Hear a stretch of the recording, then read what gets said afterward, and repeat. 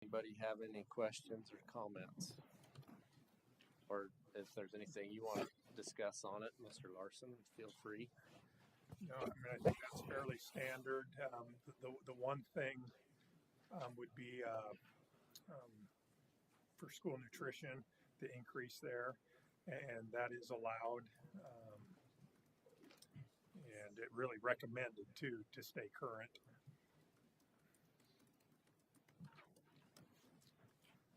Okay.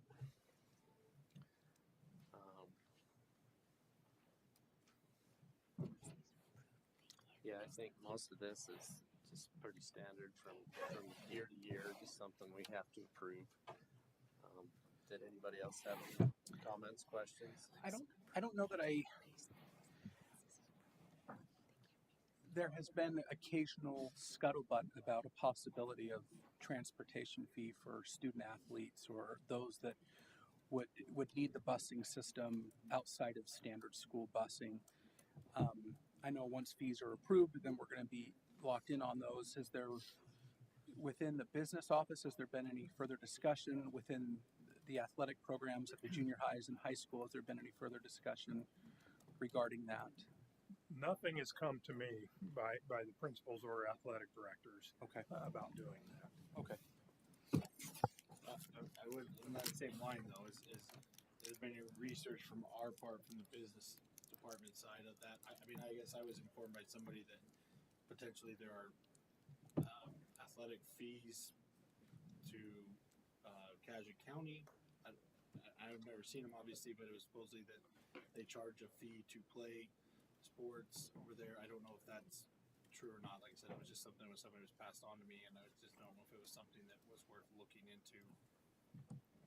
I can't address whether or not they charge fees. I don't know. We're going to get a nod out in the audience from yes, that they do. I don't know how much, but I do not. I know that there are other districts in Idaho that do that, and I'll just use. I don't know what it was, but nephew at Mountain View had to, either pay fees or raise money, to cover the cost to even play tennis, and so I mean it was a few $100s, for that one sport, but there are those that do it. Can I ask Mrs. Kidd a question? Mrs. Kidd, do students that are student athletes or those that do band or choir, are they at least required to buy a student activity card? Athletics and activities are required to buy an activity card. Okay. And some of that fees help offset a little bit of those costs? Okay. Yep. And all of our sports programs fundraise. Each of them has 3 fundraisers. That's what's been approved by the district, have 3. Each of our sporting programs have 3 fundraisers. Each of our activities also have 3 fundraisers that they do throughout the year to raise money to cover those extra fees and costs.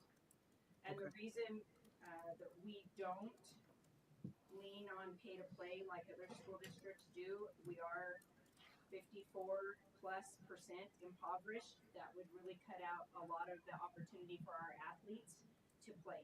And right now with athletics and activities, we have over 800 kids that participate. And I want to say it's probably closer to 880 kids that participate, so almost 900. That would cut that number in half or less because of we are an impoverished school district. Okay, that's awesome. On the activity cards, you mentioned athletics and you mentioned activities. Which activities are also required to buy that card? Music, band, orchestra, choir. Okay, awesome. They also have band, orchestra, and choir have really big fundraisers that support them well. The community supports them very well. But Brady does help cover transportation with the activity fees. Okay. It doesn't cover all of their transportation, but he does help with those activity card fees. Excellent. Thank you for that feedback. Yep. I would have to say, as a poverty mother, when I was raising 3 boys, my kids wouldn't have been able to play. Needless to say, everybody worked with me, and my youngest one got a scholarship at the end when he did graduate. So my kids wouldn't have been able to play without me going and getting a fourth job. So And My on top of that, kids- no transportation fee, correct? No, I mean, that was something that Gooding did. It was minimal. I think it was $20 a year. It didn't matter how many sports they played or music things they went to, but if you were involved in any kind of, it was a $20 transportation fee. And I think last year that was raised to 40, but still, I mean, they had gone years at $20. And just so everyone's know, we don't get any reimbursement from the state for athletic travel. The fact that Mrs. Kidd shared with us that activity cards are required for those students, I think that makes me feel at least like there's a little skin in the game. So that's good. Brady's really pushed that the last couple of years to offset some of those costs, especially we have really big gate games. Minico Burley games always bring in a big gate. Minico Jerome games usually bring in a pretty big gate. We can hold any of the district things. We don't get to keep the gate, but we get like concessions and some of that money to help. What's the sandwich? Not Jimmy John's. What's Jersey the Mike's. Jersey Mike's. Jersey Mike's. Yeah, Jersey Mike's has given us the last couple years really good donations, and Brady puts that towards travel. Awesome. So I mean, we're frugal. The other thing is our posters.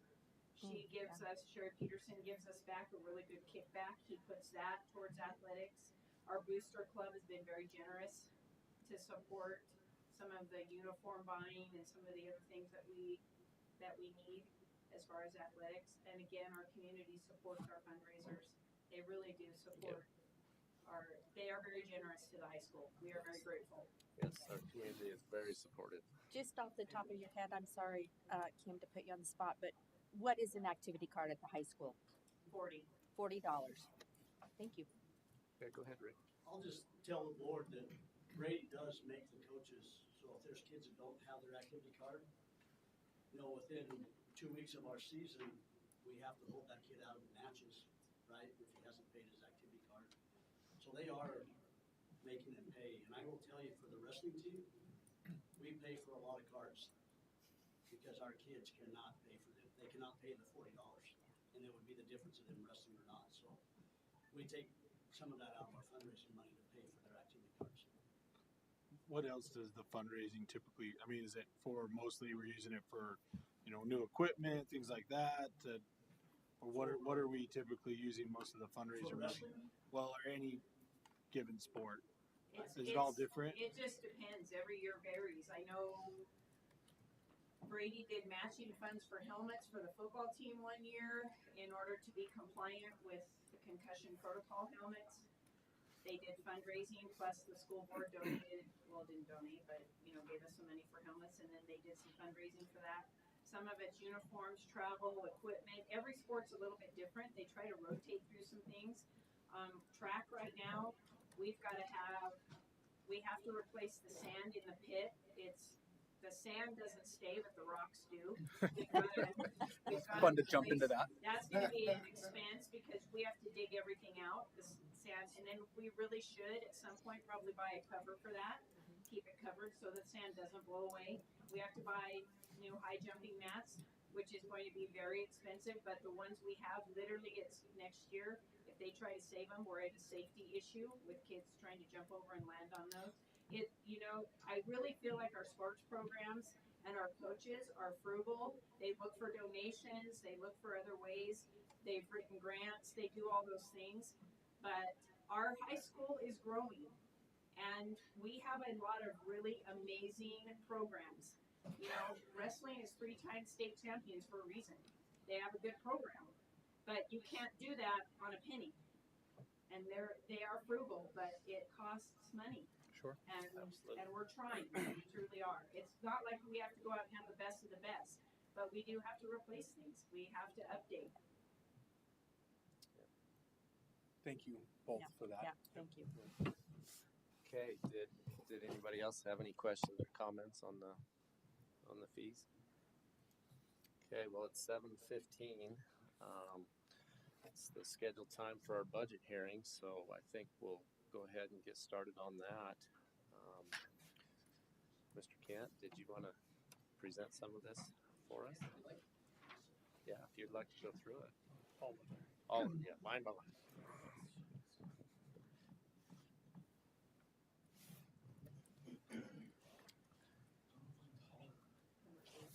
We've been looking at this pretty hard for a while already, but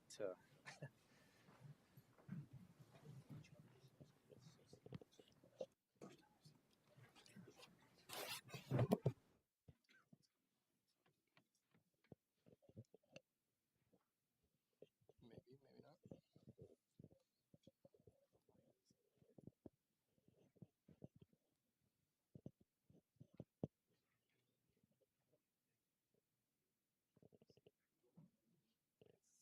what we're coming up. Oh, there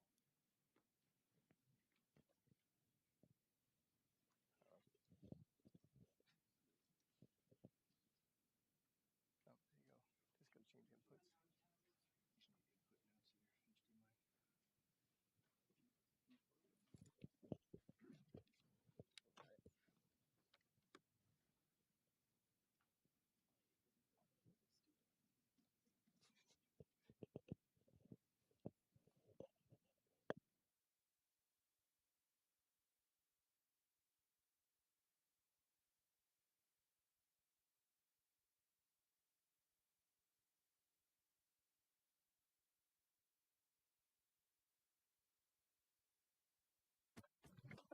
Okay.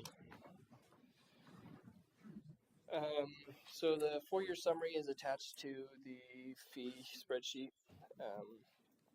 Downloading it will probably work best to be able to view it correctly. According to state, we have to give 2 prior years of actuals, and then 2 years of the budgeted funds. And you'll notice it's separated by the general fund, M&O, and then all the other funds. So all your federal funds,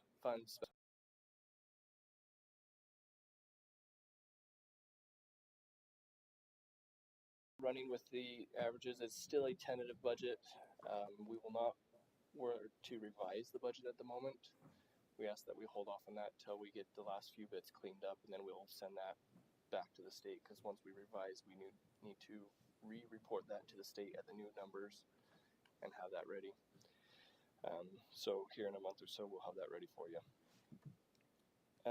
For our current proposed budgets, the majority of our funds numbers came from using averages. 4-year averages is what we were really looking at when we were taking some of the areas that we don't have the best information on. As far as revenue wise, we were taking our revenues. These are, we know they're pretty well static, coming from state funding, and we can calculate that out. You'll notice there was a slight increase, about $100,000 from the last iterations here. We had an update in what our Fund 245 technology budget of what our revenues were coming in from there. In the expenditures in our general fund, you'll notice that there were also some changes here according to prior iterations. Most of that was the shuffling between the purchase services, supplies and materials, and capital outlay. We found that multiple areas had been having expenses coded in areas that should be coded otherwise. So when we went back through with a fine comb, we just kind of got everything sorted out in the buckets where we need it to be for next year, so we're right on par. With this, the few things I want you to notice, in the past we had a lot more coming out of general fund as far as transfers, about 3 million, somewhere right in there, depends on the year. This is because they had previously been running the supplemental levy through general fund and then transferring out at least 2.1 million to the plant facility fund. This is not required for the supplemental levy, and it's easier to keep it in the general fund and just earmark it and have it marked in its own area there. For this next year, we are not transferring the supplemental levy out. It is built into our expenditures for this next year. Insurance and judgments, you'll notice that we had a little bit of a hiccup back in 22-23 school year. You'll notice that we had $418,000 there. Insurance was paid, 2 years were paid in 1 year. We had the rollover from 1 year of July being paid in, or June being paid in July and March, and then the other one being paid in June. So it was a double hit. Hence, the next year, those expenditures were very, very minimal. On top of this, the standard, our insurance was at $230, $260. We took a nice $130,000 increase, so we're now at roughly $400 in insurance there. And that's our liability insurance. That is liability insurance. We use Morgan Company for, I think 17% of that was due to claims. The other 33% of the increase was just the fact that really the value of the district property hadn't been addressed in a couple of years. And so when they finally went, they looked at it, it's like, oh my gosh, we got to increase this. You had any kind of damage, you aren't going to replace anything on these costs. So, but it was substantial. Yeah, so the cost per square footage hasn't been updated in multiple years. Yeah. So that's really what it was. Do we ever shop that though? Do we ever submit for that for bids to see what other prices might be available for us? Well, it's my first year, so no. But if you'd like us to moving forward, I think we can. Part of my understanding, correct me if I'm wrong, isn't this also out of the state pool? It's one of the companies in our state insurance pool. Yeah, Morning Company and iCramp. So part of that's coming through the Limited on what you can use. state pools.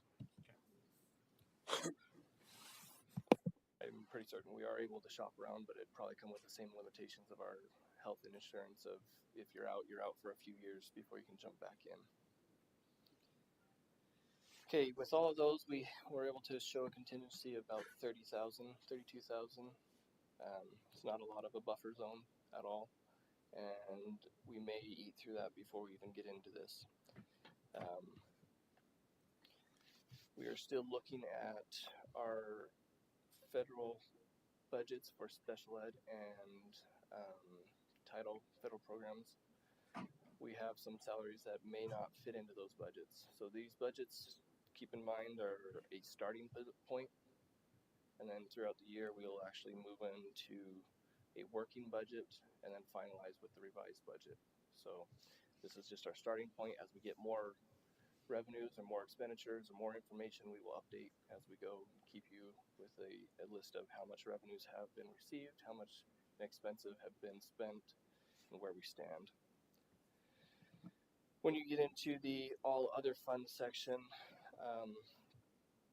this is the area that we're needing to do as much work as we can to make sure it's all ironed out. It's been a bit of a bumpy road this year in this area especially. At the moment, we're bringing over their carryover of $3.3 million. The majority of this is through the bond fund monies, so it's earmarked and we cannot touch it. So that is the majority of that fund rollover. It will be used in the bond payments coming up this year. And then with this year's legislation that came into effect, we can't levy for as much as we used to. And so we will have less left over there. Local revenue, or federal revenues, local revenues, we have it keeping it status quo as far as what's coming in. Where we're uncertain on these, those are very volatile numbers as far as we know. And again, it's the starting point. We have to then, as those things get ironed out a little bit more, we can move forward with that. Our state revenue and our federal revenues, though, are very well solidified. Our federal revenues did take a hit this year. We lost $80,000 from special ed budgets. We have low income paperwork that is needed to be returned and filed to show the low income population in our area, and their funding is tied to that. our rates dropped because we didn't have all those in. And so we took a hit there. In the federal program world, our monies are tied also to those papers. So this year we are able to service our schools that we did last year because they are grandfathered in. But if our rates don't increase there, or our paperwork doesn't get done there, we run into the possibility that we may only be able to service 1 or 2 schools that truly show their poverty levels. As far as expenditures, salaries and benefits, we kept at the status quo. The rest we were able to sort through and shuffle through and reduce those. Again, this is pulling out all of the supplemental levy because it's being left in the general fund. The rest of these are the expenditures for just the different capital outlays and supplies and materials for the federal program budgets. We were able to get a tentative idea of how much we could put there. With both budgets or both areas of those federal funds, we put most of our effort into putting into salaries and benefits as much as possible, drastically reducing supplies and materials in order to keep as many positions as we can in those areas to help us to avoid the overflow back into the general fund.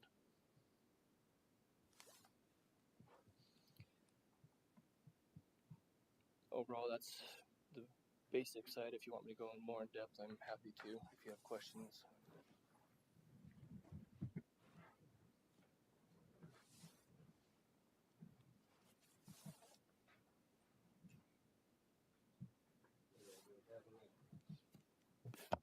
Questions or comments for Mr. Kent?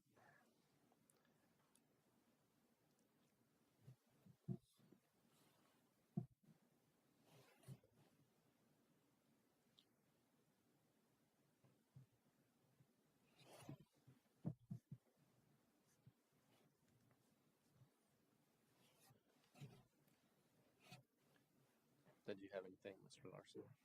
No, I think he did a good job. I know from the finance meeting and moving forward, when we find out some of these unexpected increases or decreases in revenue, such as federal programs, especially that decrease revenue, but then an increase due to insurance and things like that. He's done a pretty good job with our budget in making that work.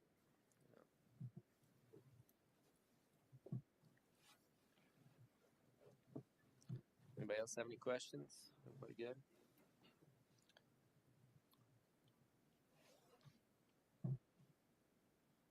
Okay. Well, with that, we'll conclude our budget hearing and call our regular meeting to order here in just a couple minutes. Okay.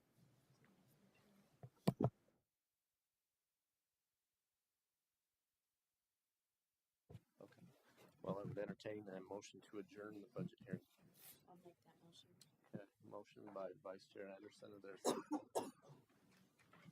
I'll second that. Second by Trustee Perez. Scared me there. All those in favor? Aye. Aye. Okay. Perfect.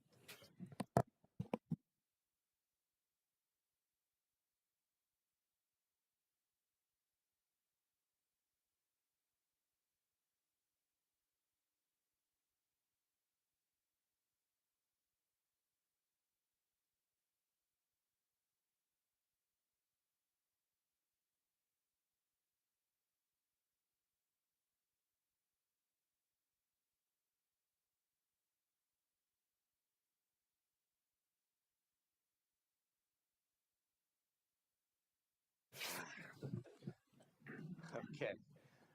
With that, we'll call our regular meeting to order. Carrie, could you do a silent roll call, please? Okay. We'd like to welcome everybody here today, and if you'd all like to stand, Trustee or Vice Chair Anderson's going to lead us in the Pledge of Allegiance.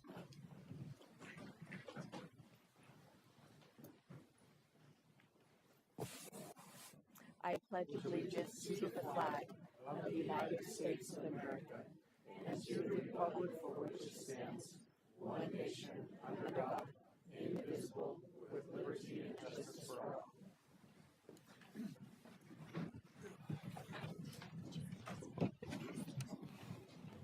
Okay, did anybody have any questions on the agenda? for tonight? Okay, if there's none, I would accept a motion to approve the agenda. Make a motion to approve the agenda. Okay, motion by trustee Claridge. Is there a second? I'll second it.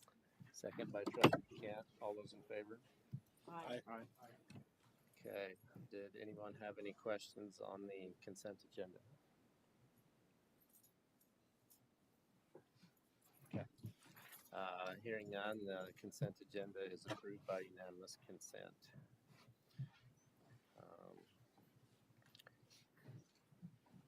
Was there any patron comments turned in tonight? Okay. Well, we're on to our discussion items. Our first item will be Peterson Brothers giving us an update on the ag building. If you guys would like to come up and grab a mic, introduce yourselves, that'd be awesome.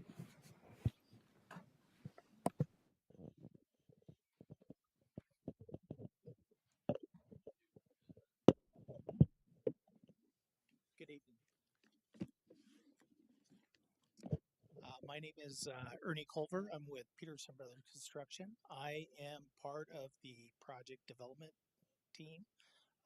Our department is basically in charge of the development of the project from the budgeting, design, coordination, contracts, subcontractor contracts, all of those kind of issues, as well as permitting. We have a GMP contract with you guys. Basically, it's the $5.7 million.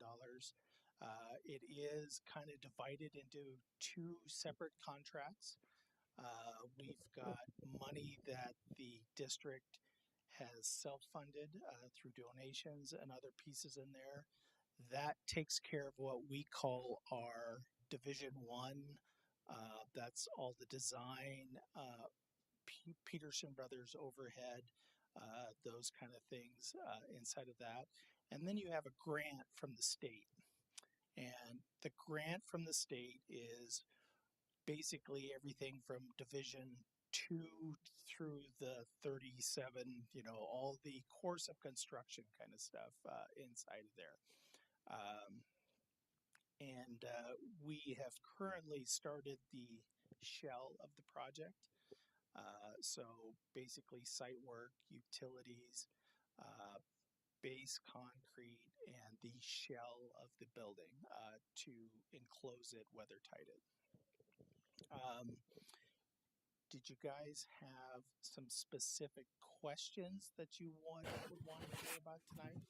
I do have a couple of questions. Sure. Has Peterson Brothers, have you guys done school projects before? Yes, we have. I'm just wondering if we're starting the shell process. I don't know that the board has seen any bids come in on subcontractors. Correct me if I'm wrong, but should we not be seeing those subcontractor bids come through? I have been working with Jason Van Every. So as we go through the process, the bidding process, so we started the contracts basically at a zero balance. We have that GMP of 5.7 million. And then as the construction progresses, I have a meeting with Jason. He's my project manager for the school district. We will sit down and go through all of the bids for the scopes of work for the change order that we add to it. So we didn't have the whole 5.7 out there. So I started with just our initial design services, which was a $10,000 change order. And that was just the development of the project. Then we moved into our shell project, which again would encompass all of the bids and proposals that go through there. I brought, I didn't bring it electronically, but I did bring a few things.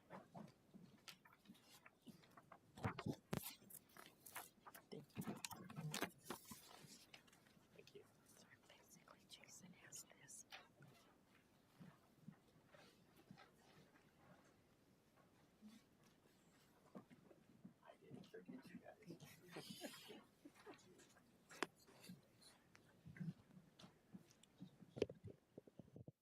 basically, as you see inside of there, this is like our budget inside of there. Um, inside of those pieces, we have our Division One totals, which is all of the stuff that is provided by the donations and other pieces inside of there. Starting with Division Three and rolling down, we have all of those task codes that go through there. So you can see like we have three bidders for site for concrete, building concrete and site. Division 4, which would be masonry. Again, we have three bidders that were invited for that. Division 5 metals is 5 bidders involved. So we send everything out to bid. About 108 different contractors provided us with proposals. And then as we do a change order, I gather up all of the bids that we collected for that piece. We sit down with Jason and Spencer is often there. Everybody's there. We go through each one of those proposals. We have a low bid or a recommended bid that we want to select. We get their feedback and other things as we go. And then I package that up as a change order and move forward. So right now we are at basically the interior build out kind of portion. So we've gone through quite a bit of value engineering with some of the designs, design professionals and the subcontractors to get because we have to stay within that 5.7 GMP that inside of there. So we do what we can to stay below that, and then we also have a series of ad options that Rick and these guys have put together that they're kind of wish and want lists that they want inside of there. So I'm trying to have as much money available to them for their wishes and wants as we progress forward. So currently, we're starting to develop quite a little pool of money for those wishes and wants. So as we get through our next presentation with Rick and those guys to go through those interior build out pieces, we'll look at who's doing the framing, who's doing the drywall, who's doing the paint, who's doing all of those different pieces. And we'll go through that selection process and solidify that change order for that interior build out that will get us to basically occupancy at the end of the project. So it's going pretty well. We've been able to go through that VE process and again build a little bit of a kitty inside of there. So things are looking well. Right now, we are starting to go vertical with the building. So concretes, the footings, foundations, that stuff is on the schedule to come through. We had to go through some permitting issues because of the grant and because the Minidoka County is not a certified plan reviewer. All of my plans had to go through the state process first. So 10, 12 weeks going through a state permit approval process. We had very few comments from that. Then once I get that back, then I've got to go to Rick Ney here at Minidoka. I've got to go through the county process. Rick's gone through his piece and he's done with that. So basically our permits, as far as the building concern, are all set, ready to go. We also have IDT permits because we have an encroachment to the highway there. And then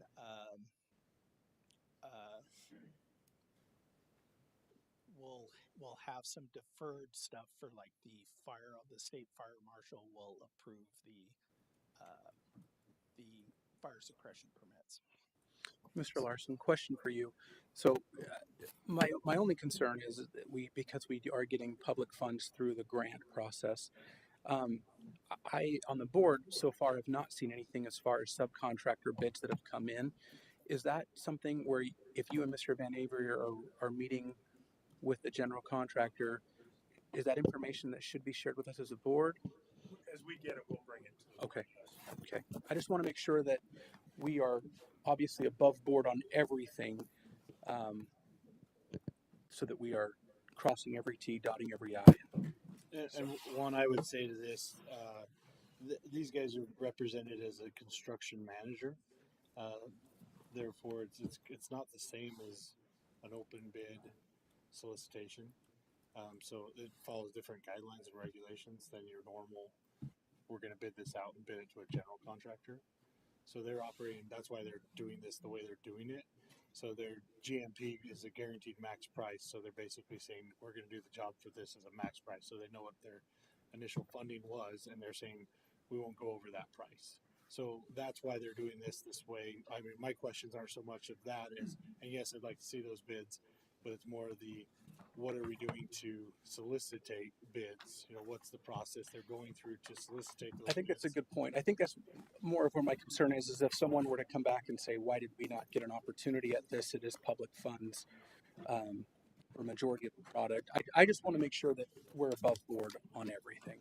Right. So, So, and that would be the only thing you would have to follow the Public Works guidelines to solicitate bids. So that would be the question I think the board should be asking is, what are we doing to solicitate those bids, and how are we ensuring that everybody in the public that has a Public Works license, I should say, is getting the opportunity to actually bid the project. Yeah, we do. It's sending it out to several hundred contractors. So we have a pool of contractors that are public works capable contractors. So, we might send out to, like in the case of Division 9 finishes, like 30 different subcontractors. And of those, we might only get six people that come back to us and give us a proposal, and the others would decline or defer. There's reasons to do it. Just like concrete, as we do concrete and steel. We generally have some partners that do our overflow work and those kind of things, but then there's other contractors that know what we do. And so we might send those things out to bid, but they'll decline to bid because. Yeah, I personally received an invitation to bid, but Yeah. due to my spot on the board, I declined to provide a bid. It seemed a little self-serving, so. This is actually kind of fun because usually I'm working for them, so I get to put their feet to the fire this time. So I also brought some drawings too. Basically, the sparsely drawing that was the drawing that was basically utilized to come up with $5.7 million. The second drawing that has much more detail inside of that. That is where we're at today. A significantly more developed building. Lots of stuff inside of there. So we've come a long way from the beginning to where we're at today.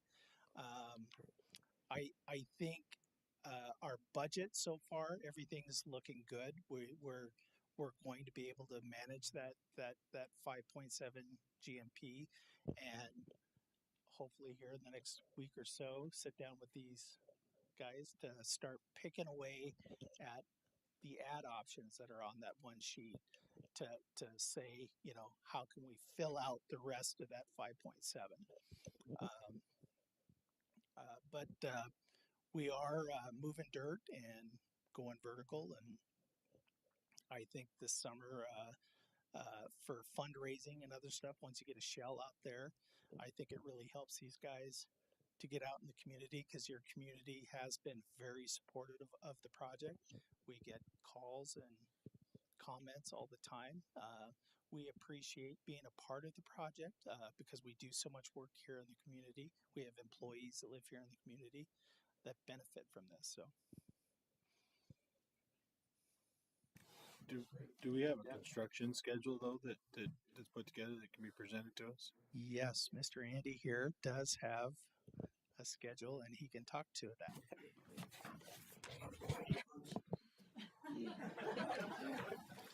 Somewhere in there. Are you dreaming? Who was that dream? I see.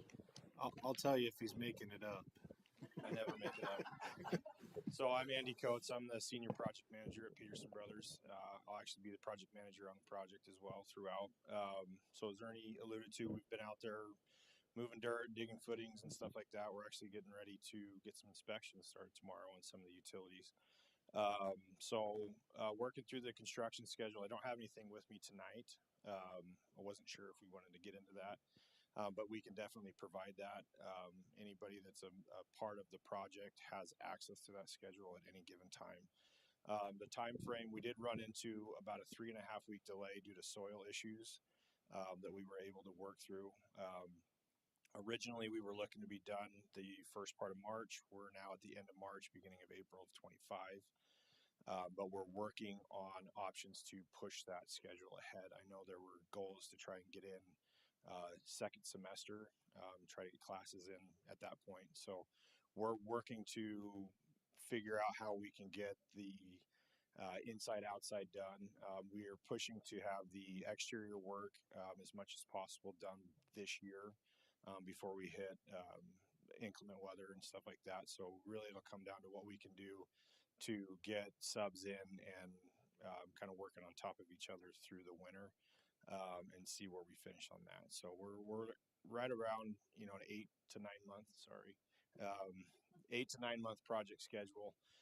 With that little 3.5 week hiccup that really did put a wrench in our game, but we're doing everything that we can to mitigate that. As far as looking over the next several weeks, we are planning on getting some inspections on the utilities. We'll start backfilling that. That's the fire and water loop. The sanitary sewer will go in, and then we have our first concrete pour on Saturday. We'll get the inspectors out to check our rebar and stuff like that. So we'll do footings on the interior. We'll work around the perimeter of the building, and then what did I write down?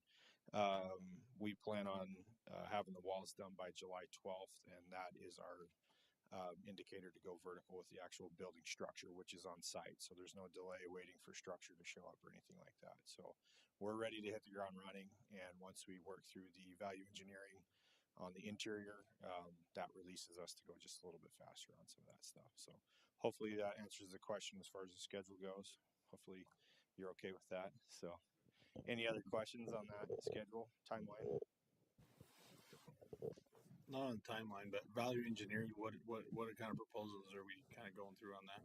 I'll let Ernie jump back in on that. I mean, is it more just changing design to try and make it cheaper, or are we Really? Because the like your maintenance department, they have like the HVAC. They've got a warehouse back over here full of carrier parts and other things like that. So you have other buildings that have like systems. So we wanted to make sure when we did the design development that we didn't give you some oddball Bryant unit or something like that that would have to be sourced or have other parts on there. So we did take the time to kind of go through with the design professionals to make sure that we specified equipment that the district utilized or already had parts inventory of that they could maintain once that warranty is out. The other thing, just like any engineer or other stuff, they may over engineer or put other stuff inside of their ductwork, secondary airs, things like that. Really kind of working with them to keep it within our budget, but still deliver a quality system that we as a company would stand behind. And there's significant savings in there. It can for an HVAC system like that, it could be $90,000 to $150,000 that you can save. So if it takes me a few weeks to work that out with the engineering staff, it's worth it because that's $150,000 that hopefully can be done in ad options or other stuff for the fit and finish of the school. So, we want it to be as move-in ready as we can so you can accept students as soon as possible. To that question, the move-in ready piece. I mean, obviously, this is a school. They're learning classrooms a little bit different. Within the budget that we're looking at, is that going to include things like grease boards and stuff of that nature, like so that if we do get in there in January or whatever, Yes. we can actually have Yeah, classes? so we do have like you'll see we have like an allowance in there for like furniture. Some of the stuff we're able to get in there like whiteboards and things like that. Things that we don't include would be like technology, like Okay. TVs or things like that. Those are expensive. You get $5,000-6,000 a classroom, different things, but we'll have the infrastructure in there to once you can hang those and plug them in as you go. Um, it was important that we give as much infrastructure in there as possible. So, you might have whiteboards or you'll have Wi-Fi. The school has to provide the switches and the routers and those kind of things. So I can get fiber to the building and give you a room to put that equipment, but I don't have it in my scope to have a server rack and those kind of things. I can have the infrastructure in there for the card control and other stuff for the doors, but I don't have the software that the school uses to manage those kind of things. So we try to include as much of that base infrastructure as possible. When you look at the iteration of the drawings that I have there, it was very basic in the beginning. We've just the door changes alone were pretty significant because we had just hollow metal frames and maybe half lights, but the school really needs to have those doors being solid with a side light so we can have, shooter drills and those kind of things. What student safety and those kind of things. So we did have to add things and fit those into the budget. Awesome. Thank you. Any other questions? Anybody have anything else for him? Well, thank you for coming in. This is going to be an awesome opportunity for our students, and it's been great to see the community support that we've received for this. So, And we appreciate the staff support that we get from the school and the community support. That has been really wonderful for us. So, and we're just proud to be part of the project. The only other thing I would add, which is kind of going along the lines of Trustee Perez, would be to potentially take the bids that it sounds like you've been seeing anyway, and at least publish those so they're out there so that other people can see, hey, there was multiple bid solicitations that happened. People can't dispute that it was typically a one and done, other than the concrete, sounds like. But Yeah. Well, we can publish those things electronically and paperwork. Generally I come with a binder with like this has all of the last pieces in it, so we can have our call sheets, who we submitted it to. So we're pretty open book for the project. So all of our accounting, everything is opened to the school district. So the database, though, what database are you using for the solicitation of bids? We are using Procore to send those out. So the 30% we used a different estimating software, but by the time we got to 90%, we were all the way into Procore. So we have all of the bid forms, bid packages, all that stuff, all the solicitation that we sent out, who declined, who accepted, who provided bids, those kind of things. We have call lists that we use to remind bidders to get things in. And does that make it? I mean, obviously, Procore, you're sending those out to specific people. Does that have like AGC or places like that allow it to maybe broaden those to make it more public, or are you just sticking with your basic? We mostly Southern Idaho contractors, so we did go as far as Eastern Idaho and Western Idaho for contractors for those kind of things. Again, we kind of for public works we have a kind of a limited bidder pool with those pieces, but we send it out to everybody, and then people just word of mouth here. We have local contractors that were interested. If they've got a public works, then they're in the pool. Well, no, I guess it hasn't gone into effect. I shouldn't open my mouth, but it doesn't go into effect till July 1st. The rule changes for public works that if they're under 100,000, that they'd be able to work under your license. But currently, it's 50,000. If they don't have public works license, they're not sort of. It's gray area. I got you. So. Alrighty, thank you very much. Thank you. So much. Thank you. Russ? Yeah. I just want to say, Ernie keeps talking about our wants and wishes. Those aren't extra things that we're trying to get for our place. They're necessities. You want to stand up, grab a mic, Rick, please? Yeah, I mean, I would agree. I've read through the list. I mean, we're talking basically welding equipment, We got the welding electrical equipment. This is it's definitely not wants and wishes. It's stuff that's going to be required in it's the the building. technology. It's the student desks, the teacher's desks, the whiteboards. That's the stuff that's we're still trying to fundraise for to make sure that when that building's complete, we can move in and start teaching kids. So that's the wants and wishes list, but it's a necessity, right? Well, and I think you hit on a key point that we need to emphasize is that you guys are actively fundraising for this. This is not coming out of district funds. This is from the support of our community and through the state grants. So. Right, and I know you guys have been taking a little bit of heat for that, but even when I was applying for the grant and I met before the grant committee, they turned us down for some of the money because they felt like the district needed to do more. And that was a year and a half ago, and I told them that's not an option. And the district bought the land. They provided the land for us. They've put skin in the game. I'm not going to go back and ask for more. We will fundraise. That's not going to be the difference in that. So we really have tried to keep some of that burden off of the board for that. So on that. They haven't really fundraised for this yet.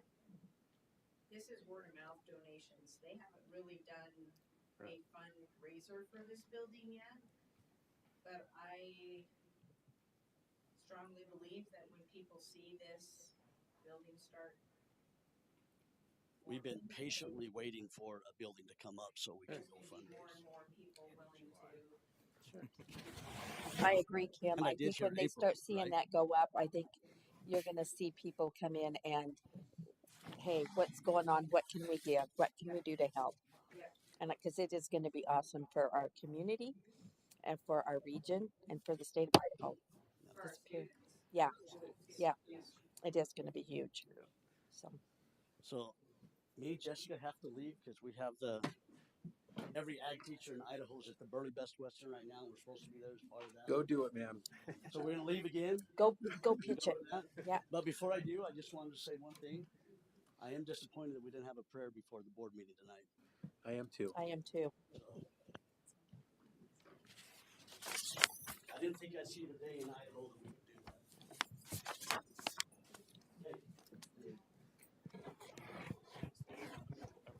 We'll get into that next month, Rick. It's not on the agenda this month. Okay, moving on to our administrator department committee reports. Anybody have any comments, questions on those?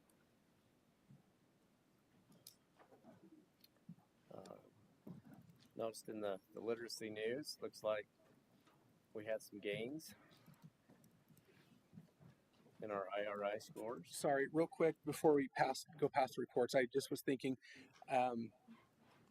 Cameron, in what lieu of what we just heard as far as this new building, are we do we have any kind of plan to put the necessary technology into this new building once we take ownership of it? Yeah, we have a decent plan. We have the switches already. Okay. Pretty much everything else that we need for it, we sort of kind of planned with this new supplemental levy in the first place. Awesome. So we have a plan. They were going to reach out to PMT, and PMT told me that they actually had a hard time talking to them. And that's the last I've heard between how to get actual network to the building. Okay. So that's a big part of it. Once there's network to the building, though, our stuff will be fairly easy. Technology in the classrooms, like the TVs and stuff, yeah, that needs discussed. Kind of like what Rick was saying. Are we fundraising for that? Am I paying for that? Like, I don't know. That needs to be discussed. Okay. So, yeah. Thanks, Cameron. Yep.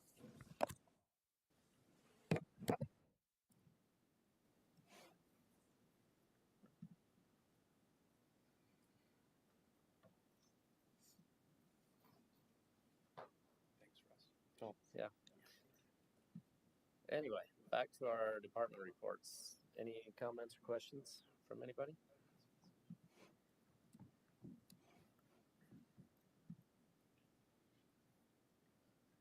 Okay. Move on to superintendent report. I just have a brief report, but the capacity builders for our SWIP dollars and school-wide improvement were here, met with me and the middle school principals for next year, just making sure they're on the same page, that they're both taking over new, as principals. And so, just looked at some data and, what areas that we could potentially improve to get out of the school-wide improvement. If we're close enough to do that, and there are a couple areas that we are, so that's a good thing. I just want to thank Ellen for organizing a kindergarten planning meeting with principals and kindergarten teachers. That went really well. I was able to be part of it for a little bit before I was called out, but just the things that they discussed, the curriculum that's being used, which curriculum do the teachers like best, are we going to use everything, the assessments, and just really dialogue, especially now that we're going to the half-day kindergarten again and what that might look like. So she did a great job there. Just want to give an update on the Mount Harrison HVAC project. We still haven't given the final sign off on that. There were some issues once the units were put on, and then the roofing was done and the curbing around the units. We're getting some leaks, and so Gary Jones is working, I think, with a different roofer now, and so we'll get moving on that. Jason told me that he's hoping by mid to end summer that hopefully can give that final sign off. And then we are still working with the insurance company on the hail damage, and from a year ago. I guess the good thing with that is, we've gone out, Jason and Anthony have gone out and gotten bids from multiple companies, and we've been having bi-monthly meetings, with the company on what we need to do. We've submitted quotes for potential roof damage that are being looked at now too.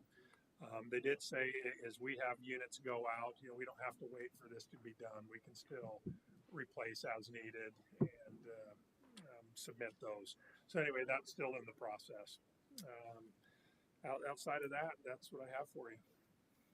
Okay, thank you. Anybody have any questions for Mr. Larson? Okay, we'll move on to the business items. Item 9A, approval of 24-25 payroll dates.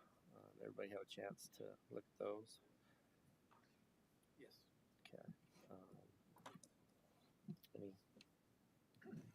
Any comments? Okay. I'd accept a motion to approve the 2024-2025 payroll dates.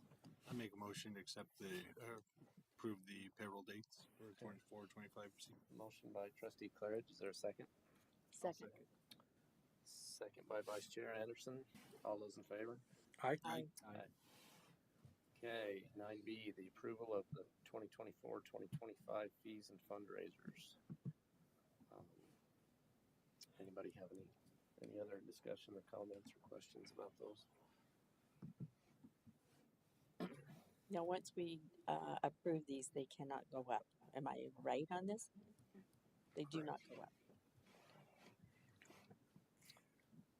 Okay, I would accept a motion for the approval of the 2024-2025 fees and fundraisers. Mr. Chairman, I'll make a motion that we accept the proposal for the 2024-25 school fees and fundraisers. Okay, there's a motion by trustee Perez. Is there a second? I'll second it. Second by trustee Kent. All those in favor? Aye. Aye. Okay, motion passes.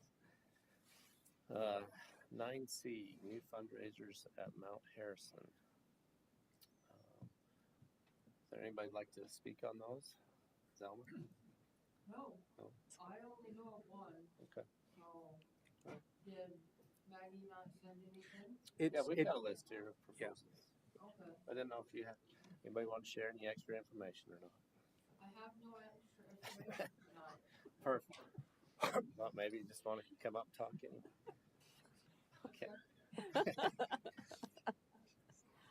Okay, did anybody have any questions or comments on those?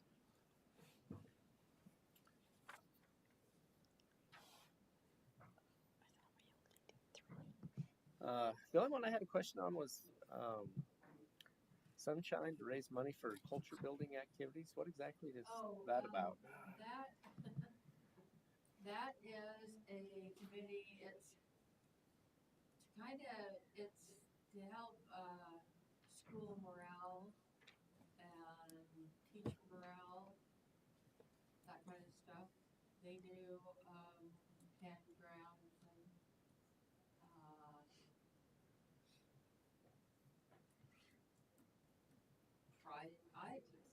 yeah, it's for positive reinforcement type of thing for Okay. students and for faculty. Okay. Anybody else have any questions? So everybody does the sunshine, Well, or is that just a you've club? got a committee. I think it's a committee, Okay. right? Yeah, and the committee creates activities. Okay. And some of it is to raise funds and some to do different things with. Okay. Okay. I am not on that committee, so I can't, I don't know specifics. That's great. Thank you. Okay. That is someone willing to make a motion to approve the new fundraisers at Mount Harrison? I'll make the motion to approve Mount Harrison fundraisers. Okay, second it. motion by trustee Kent, second by trustee Clarich. All those in favor? Aye. Aye. Okay. The approval of the proposed 2024-2025 budget.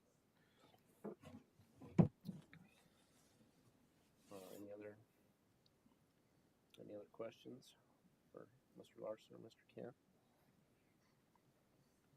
If there's not, then I would accept a motion for the approval of the proposed 2024-2025 budget. I'll make that motion to approve the proposed budget for 2024-2025. Okay. Motion by trustee Claridge. Is there a second? I'll second it. Second by trustee Kent.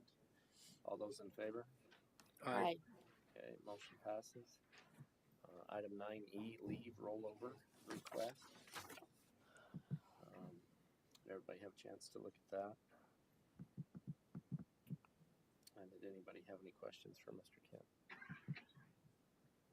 Sounded like this was a kind of a one-year thing and fall back in the routine for next year. Okay.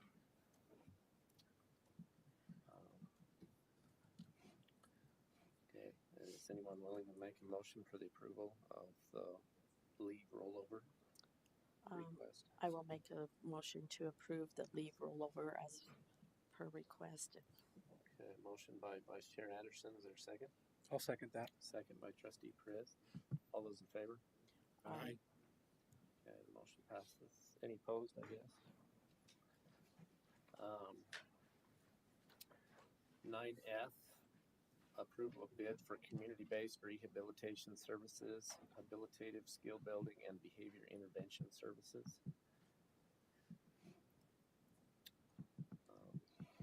You want to speak on this at all, Mr. Yeah, Ross? my only question was just where that funding comes from.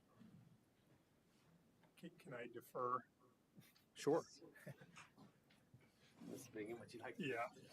grab a microphone? Yeah, where's my microphone? Might be my last time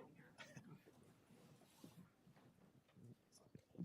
So that funding comes from the Medicaid budget. So what we do is we have students who need serious behavior services. Those services are on the student's IEP, and so say a kid has 20 hours a week, then we're able to bill if they have Medicaid as their health insurance, then we're able to bill Medicaid, and then we get reimbursed by Medicaid, and that money goes into that Medicaid fund, and we pay for these services out of the Medicaid fund, and we actually do make a little bit of money on that. Well, not make money, but we have a really good, pretty good contract. Our contract prices are lower than other schools in the Magic Valley, and so say if we're billing a service for, let's just say $30 an hour, and we're paying, I'm just making up some numbers. I could give you the real actual numbers, and They're there. they're there. So then we get reimbursed. You know, we pay the contractor maybe $25 an hour, but it serves a couple of really good things. Number one, as you've heard me talk before about special education funding, it's really paltry what the federal government gives to the states. We are funded at 16% of the cost of special education. When they passed Public Law 91, 142, IDEA in 1975, they said they would fund it at 40%. Well, the federal government's never funded it at 40%. It's usually about 15, 16%. So Medicaid services are a way that we can, number one, provide services to students who need them, the services, and number two, they're a way to recoup some of that cost. So all that money that we pay out to that contracted provider comes from our billing Medicaid. How do we make sure this valuable information isn't lost when you leave us? Oh, trust Just me. got to make sure that we can Yeah. keep access to these funds. We have the greatest Medicaid biller. She's fabulous. We have Mr. Durant, who was previously a school psychologist. He knows all about Medicaid Good. billing. We've got the whole group. We talk Medicaid a lot, so no, we'll be all fine. Trust Okay. me. And I still live in Rupert, so it's not. Thank you. Thank you so much. Thank you, Sure. Mrs. Bingham. Okay, that answer your question? It does, thank you. Trustee Perez? Okay, is someone willing to make motion for the approval of the bid for community-based rehabilitation services, habilitative skill building, and behavior intervention services? I guess can that be all one motion for all of that? For those two. I will make that motion. Okay. I went brain dead. Motion by Vice Chair Anderson. Is there a second? I'll second it. Second by Trustee Kent. All those in favor? Aye. Aye. Any opposed? Okay, motion passes. Item 9G, the approval of school supply list. Everybody have a chance to look through those? For all the schools, looks like not all the schools are represented. Mm-mm. It's just the elementary schools that have supply lists and west. And west. So I think all the elementary schools are there, aren't they? Yeah, all Rupert Haber. Yep. Yeah, They they're are. the ones, yeah. When it says on West Minico, like for headphones, is that just any kind of headphones? Is there a particular headphone that we're looking for? Okay. It's not wireless. Well, I know it's not. Good answer. Some of the supply lists, it says like suggested supplies, others don't say suggested. I mean, is there any issue there? There's nothing wrong with having the supply list, and so really, I think what it comes down to, you want to be careful. So let's say, they say you need a 48 box of crayons. It's staying away from, like, hey, Crayola, we may think Crayola is the best, but you don't want to say you have to have Crayola crayon, so you put suggested. And so some of it just comes down to what they need at each specific school. Okay.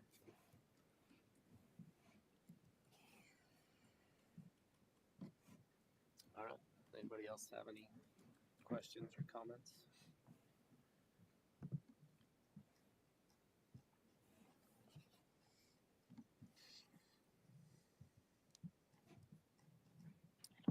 Mr. Chairman, I'll make a motion that we approve the school supply list as presented. Okay, motion by trustee Perez. Is there a second? I'll second that. Second by trustee Claridge. All those in favor? Aye. Any opposed? Okay, motion passes. 9H, approval of the coaching handbook. Everybody have a chance to look through that. There were no changes in that. I was gonna say, I did have one question as I was reading it, because I know we have a number of head coaches that are not certified teachers. It does say on head coaches must be certified to teach in the state of Idaho or have completed coaching fundamental courses. Kim, are we tracking that? Are we making sure that those coaches that are not certified teachers are getting that, are completing that coaching fundamental course? I can't answer that, you would have to check with Brady. Okay. I think that's just something where it is in the policy that we ought to maybe check on just to make sure, because I know that we have a number of coaches that are not teachers. I will follow up with Brady. Okay, that'd be awesome. Okay, with that, is anyone willing to make a motion for the approval of the coaching handbook? I'll make the motion that we approve the coaching handbook. Okay, motion by trustee Perez. Is there a second? I'll second it. Second by trustee Kent. All those in favor? aye. Any opposed?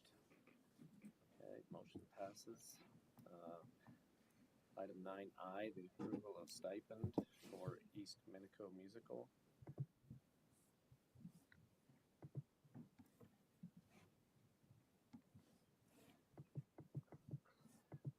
Any questions on that one? And if I'm correct, this is just, I think the East Minico musical also includes students from West Minico. Isn't that what we've done the last Yes. couple of years? Yes, they do. That was just my only question. And they've been awesome. Yeah, it really has Anybody's been very able to good. go. Hey, Brady just texted me. That was fast. I figured you would. Yes, the new coaches always do that. Okay, excellent. Perfect. Thank you. They're always doing that.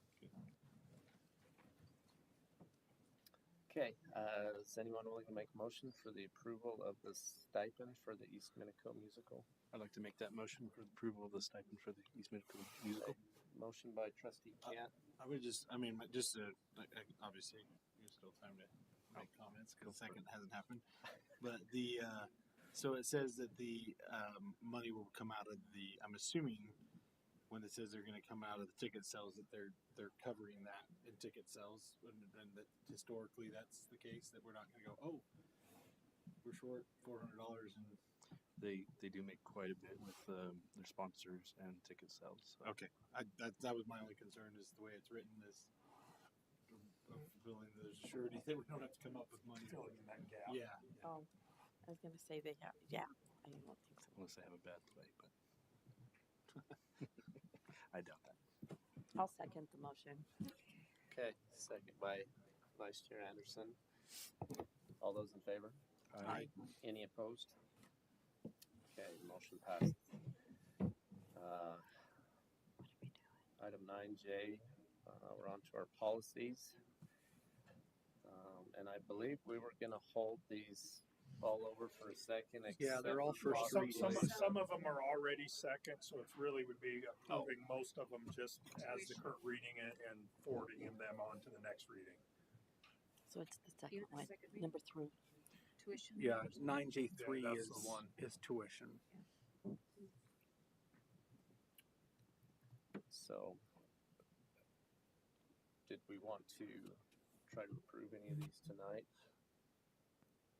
Or do we want to hold them all for another reading? Honestly, I would recommend holding them all still. So the second. So the second we go to a third reading. Okay. And then the rest to second second meeting? Mhm. Yes. All first meetings.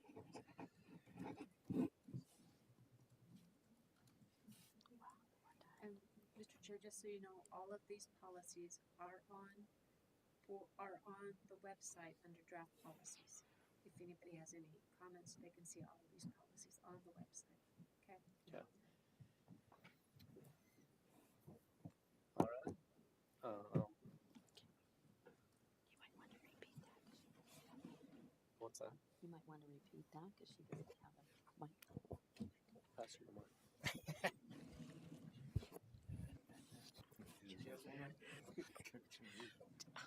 Oh yeah, there's one right there. Just so you know that all of the draft policies are on the website under the policy thing, and it has draft policies, and they're all there. So if you have comments, you can comment there, and it'll come to me. Thank you.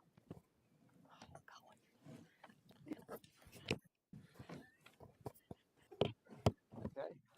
With that, I would accept the motion for adjournment. I'll make that motion. Okay, motion by Vice Chair Anderson. Is there a second? I'll second it. Second by Trustee Kent. All those in favor? Aye. Any opposed?